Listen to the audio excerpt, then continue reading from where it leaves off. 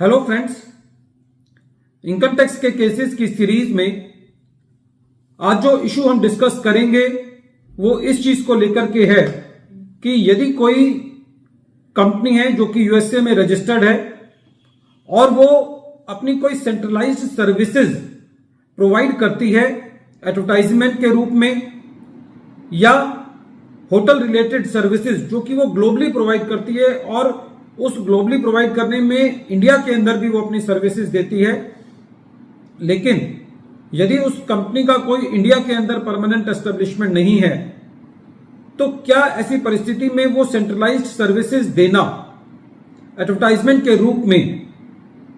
क्या उसको fees for technical services या फीस फॉर इंक्लूडेड सर्विसेज के दायरे में उसको लाया जा सकता है? यही इशू दिल्ली आईटीआईटी की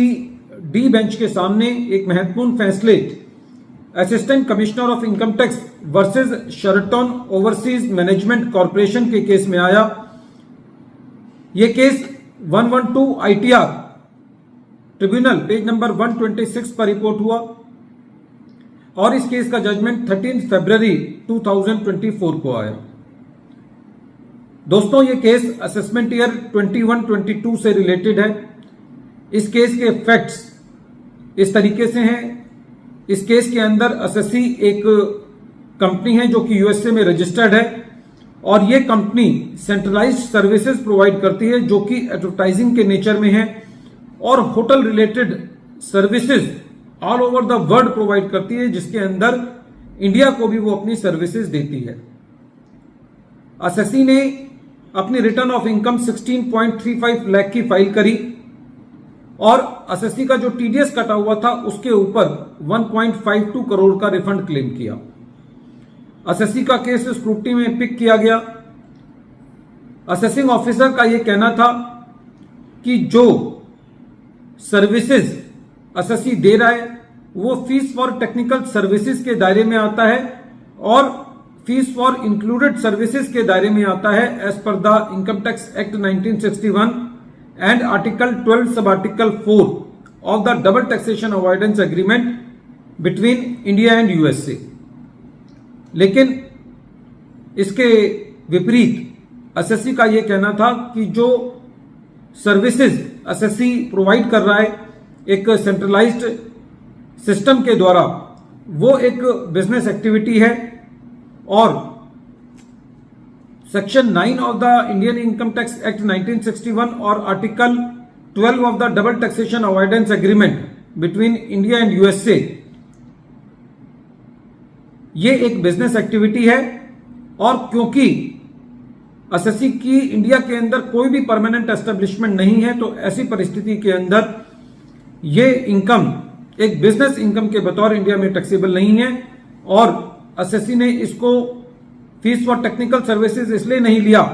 क्योंकि as per the double taxation avoidance agreement ये सर्विसेज प्रोवाइड करना एडवर्टाइजमेंट के रूप में एक सेंट्रलाइज्ड प्रोसेसिंग सिस्टम के द्वारा ये फीस फॉर टेक्निकल सर्विसेज में नहीं आता। लेकिन एओ ने असेसी की असेसमेंट फाइनल करी सेक्शन 143 सबसेक्शन 3 के अंदर और असेसी की इनकम 33.63 करोड़ को असेस किया। जब असेसी इस असेसमेंट ऑर्डर के अंगे सीआईटी अपील में गया तो सीआईटी अपील ने असेसी को मेजरली रिलीफ दिया। रेवेन्यू ट्रिब्यूनल में गया और ट्रिब्यूनल का भी यह कहना था कि प्रेजेंट फैक्ट्स एंड सर्कमस्टांसेस के अंदर जब असेसी एक कंपनी है, वो यूएसए में रजिस्टर्ड है और वो एक सेंट्रलाइज्ड प्रोसेसिंग सिस्टम के द्वारा ग्लोबली एडवर्टाइजिंग की सर्विसेज प्रोवाइड करता है और जब असेसी का कोई भी परमानेंट एस्टेब्लिशमेंट इंडिया में नहीं है तो जो सर्विसेज असेसी प्रेजेंट केस में प्रोवाइड कर रहा है होटल से रिलेटेड सर्विसेज, वो किसी भी एंगल से फीस फॉर टेक्निकल सर्विसेज या फीस फॉर इंक्लूडेड सर्विसेज के दायरे में नहीं आता as per section 9 of the income tax act and as per article 12 of the double taxation avoidance agreement. इस तरीके से ट्रिब्यूनल ने भी सीआईटी अपील के फैसले को अपील रखा। फ्रेंड्स, ये केस बहुत इंपॉर्टेंट है क्योंकि कई बार कोई इनकम बिजनेस इनकम के बतौर टैक्सेबल हो सकती है, लेकिन जब तक एसएससी का परमानेंट एस्टेब्लिशमेंट इंडिया में नहीं है तब वो इनकम टैक्सेबल नहीं होगी, और जो सर्विसेज एसएससी दे रहा है यदि वो फीस फॉर टेक्निकल सर्विसेज में नहीं आती तो वो उस लिहाज से भी टैक्सेबल नहीं होगी। वीडियो के अंत में एक बार फिर मैं केस का नाम रिपीट कर रहा हूं। केस का नाम है assistant commissioner of income tax versus Sheraton overseas management corporation, और ये case 112 ITR tribunal at page number 126 पर रिपोर्ट हुआ। मैटर दिल्ली आईटीएटी की डी बेंच ने डिसाइड किया और इस केस का जजमेंट 13 फरवरी 2024 को आया। Thank you friends.